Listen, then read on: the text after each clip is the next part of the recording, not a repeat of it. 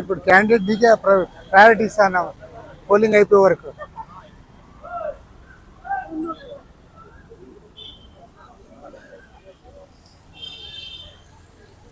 రండి పైడిరాజు గారు.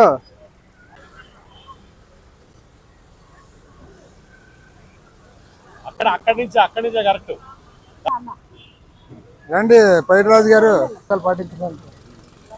Okay brother. Nani जोहर महात्मा ज्योतिराव फुले, जोहर महात्मा ज्योतिराव फुले, जोहर महात्मा ज्योतिराव फुले, जोहर महात्मा ज्योतिराव फुले, जोहर महात्मा. ఆయన రాళ్ళు తిట్టం అది ఆయన అయిపోయారు. ఓకే.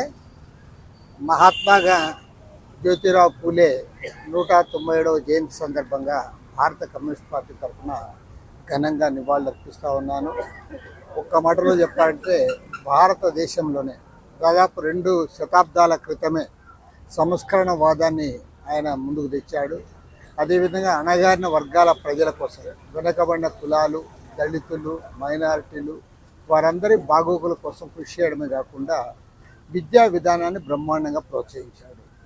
సొంతంగా తన భార్య వారికి పాఠాలు నేర్పి ఆమెకు కూడా చదువు చెప్పి ఆమె చేత చదువు చెప్పించాడంటే ఇది మామూలు విషయం కాదు.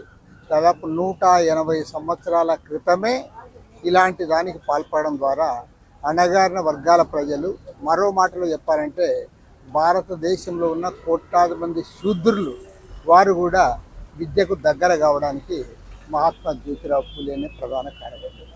కానీ ఇవాళ చరిత్రలో ఇలాంటి మహనీయులను పక్కకు పెట్టి ఇవాళ కుక్కమూతి పిందెల్ లాంటి నాయకులు ముందుకు వచ్చి వాళ్ళ చరిత్రను వక్రీకరించడానికి ప్రయత్నం చేస్తారు. మహనీయుడు జ్యోతిరావు పూలే, డాక్టర్ బిఆర్ అంబేద్కర్ ఇలాంటి వారి యొక్క ప్రాధాన్యతను తగ్గించడానికి ప్రయత్నం చేస్తూ ఉన్నారు. దీన్ని ఎట్టి పరిస్థితుల్లో కూడా సుతరాము అంగీకరించే పరిస్థితి లేదు. ఖచ్చితంగా భారతదేశ సమాజానికి, కోట్లాది మంది శూద్రులకు, అణగారిన వర్గాలకు జ్యోతిరావు పూలే ఏదైతే గణనీయమైన సేవలు అందించాడో, అందరికీ ఆదర్శప్రాయంగా నిలబడ్డాడో, వారి జయంతి సందర్భంగా ఘనంగా భారత కమ్యూనిస్ట్ పార్టీ తరఫున నివాళులు అర్పిస్తూ రాబోయే రోజుల్లో వారు ఏ మార్గాన్ని అయితే ప్రజలకు చూపారో ఆ అణగారిన వర్గాల ప్రజల కోసం పనిచేయడమే కమ్యూనిస్ట్ పార్టీ అజెండాగా మేము ముందుకు తీసుకుపోతామని చెప్పి ఈ సందర్భంగా మనవి చేస్తాం.